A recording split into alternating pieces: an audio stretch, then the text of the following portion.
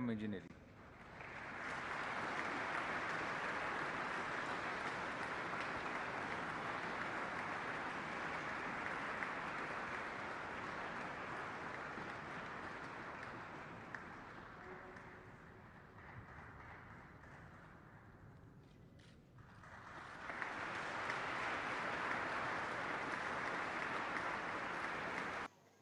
नमस्कार दोस्तों, पॉलिटिकल नेताजी में आपका स्वागत है। आशा करता हूं आप सब ठीक होंगे। दोस्तों, भारत अनोखा देश है। इस देश की खासियत यह है कि यहाँ पर लोग कई तरह से ब्रेन ड्रेन की चर्चा तो करते हैं कि हमारे यहाँ के पढ़े लिखे अच्छे ब्रिलियंट दूसरे देश में चले जाते हैं, मगर अगर कोई बड़े बड़े ऑफर्स को ठुकरा करके देशभक्ति का जज्बा दिखा करके इस देश में कुछ करना चाहे देश के लिए तो उसे गद्दार ठहरा दिया जाता है, उसे जेल में भी जाना पड़ जाता है। हमारे देश में हम पान सिंह तोमर को पिक्चर के रूप में जानते हैं, पिक्चर देखा। हमारा देश वही देश है जहां पे एक इंटरनेशनल एथलेटिक खिलाड़ी पान सिंह तोमर अपने स्वर्ण तमगे यानी गोल्ड मेडल के लिए नहीं, पीतल के कारतूस के लिए जाना जाता है। एक एथलेटिक के रूप में नहीं बल्कि डकैत के रूप में जाना जाता है। इतनी सारी बात मैंने आज इसलिए की क्योंकि आज मुझे एक अलग तरह का वीडियो बनाने का मन था, तो ये कहानी मैं लेके आया हूं हमारे बहुत ही बड़े और कह सकते हैं महान वैज्ञानिक नंबी नारायणन के बारे में। जन्म 12 दिसंबर 1941। शिक्षा एमटेक उन्होंने तिरुवनंतपुरम से पूरा की। 1969 में प्रिंसटन विश्वविद्यालय में एडमिशन लिया एमएससी करने के लिए, और रिकॉर्ड 10 महीने में उन्होंने रॉकेट प्रणोदन का जो टेक्नोलॉजी होता है उसमें कोर्स पूरा कर लिया। वो इसरो में एरोस्पेस इंजीनियर थे और क्रायोजेनिक विभाग के प्रभारी वरिष्ठ अधिकारी थे। जब उन्होंने 10 महीने में अपना वो कोर्स प्रिंसटन विश्वविद्यालय से पूरा किया तो उन्हें अमेरिका ने कई तरह के ऑफर दिए नौकरी के, क्योंकि उन्हें नासा की फेलोशिप भी मिली थी, ये बताना चाहूंगा। उसके बावजूद वो ऑफर्स को ठुकरा करके एक देशभक्ति के जज्बे के साथ भारत लौटे तरल रॉकेट प्रणोदन पे कार्य करने के लिए। वो भी तब जब उस समय 70 के दशक में ठोस प्रौद्योगिकी यानी ठोस रॉकेट प्रणोदन पे कार्य हो रहा था। यहां तक कि हमारे सबसे सम्माननीय डॉक्टर एपीजे अब्दुल कलाम भी उसी ठोस पे काम कर रहे थे, ठोस रॉकेट प्रणोदन पे, ना कि तरल रॉकेट प्रणोदन पे। लगभग 2 दशकों तक उन्होंने पीएसएलवी समेत कई रॉकेट के लिए क्रायोजेनिक इंजन बनाए और कार्य किए उस पे। बहुत बड़ी उपलब्धि थी, बहुत काम किया, मान सकते हैं। और इनका सिला भी मिला। 1994 में उन्हें जासूसी के केस में फंसाया गया। उन पे यह आरोप लगा कि वो रॉकेट प्रौद्योगिकी और कई खुफिया दस्तावेजों को मालदीव के 2 अधिकारियों से होते हुए पाकिस्तान को बेच रहे थे।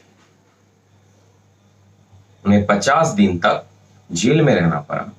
उसके बाद सीबीआई जांच हुई और यह पाया गया कि उन्हें केरल पुलिस ने फंसाया था, और तब वहां से उनकी ये लड़ाई शुरू हुई। ये लड़ाई शुरू हुई और 2018 में जाके खत्म हुई, जिसकी पीपीटी मैं आपको दिखाना चाहूंगा, जो पीपीटी आप यहां पर देख सकते हैं।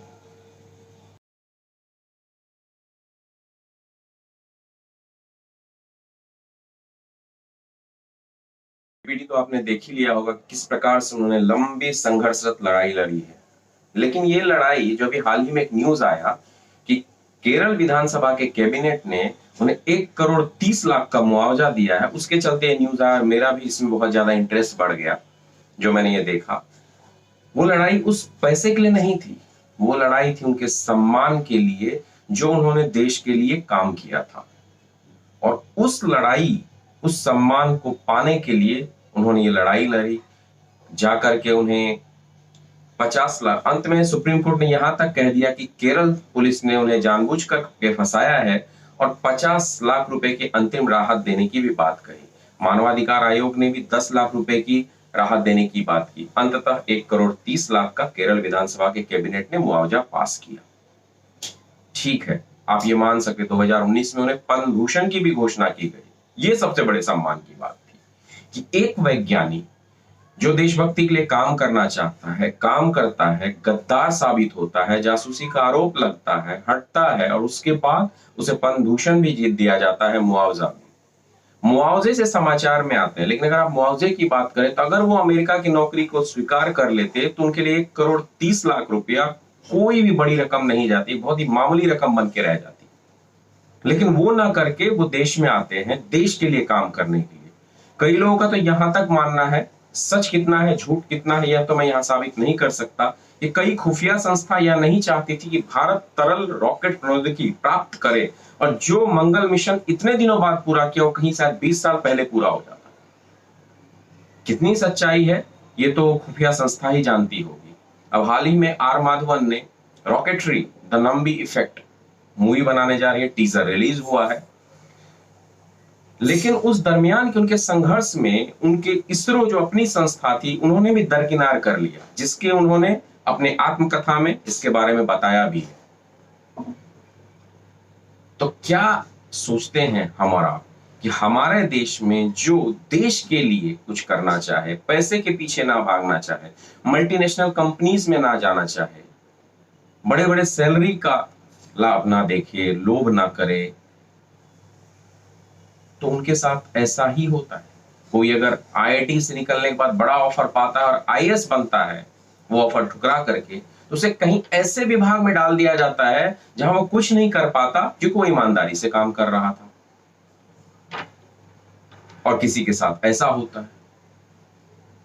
हमें आज भी सोचना पड़ेगा कि ब्यूरोक्रेसी कितनी इंपॉर्टेंट है, ब्यूरोक्रेट्स का कितना दबदबा है हमारे देश में।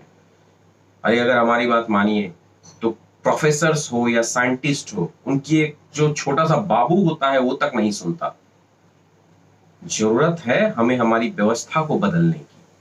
हमने संविधान में लिख तो दिया है कि जनता सर्वोपरि है, लेकिन क्या इसका मानक पूरा होता है जमीनी स्तर पे? कहीं से भी नहीं होता है। हम विद्वानों के देश माने जाते हैं और वहां पे विद्वानों की आज के समय में कोई सम्मान नहीं किया जाता है। विद्वता को जेल में डाल दिया जाता है, यातनाएं दी जाती है क्योंकि वो देश के लिए कुछ करना चाहता है।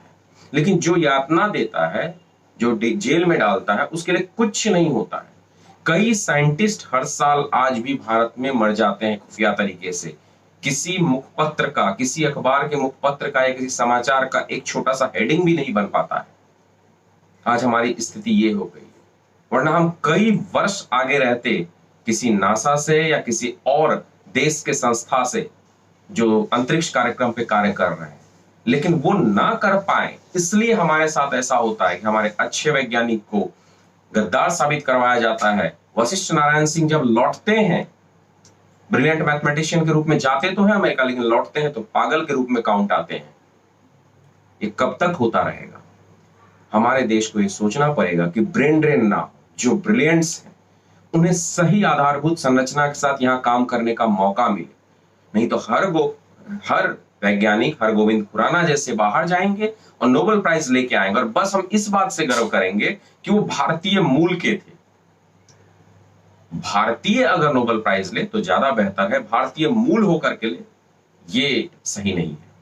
कोई अगर विद्वान है और इसे फंसाया जा रहा है तो 2 दशकों तक उसे लड़ाई ना लड़ना पड़े, उसका 2 महीने में निपटारा हो। अगर हम बड़े बड़े राजनेताओं के केस का निपटारा सुप्रीम कोर्ट और हाई कोर्ट में 2 महीने में कर सकते हैं, 1 महीने में कर सकते हैं, तो इनका भी निपटारा 2 दशक नहीं बल्कि 2 महीनों में होना चाहिए, ताकि वो देश को अच्छा योगदान दे पाते।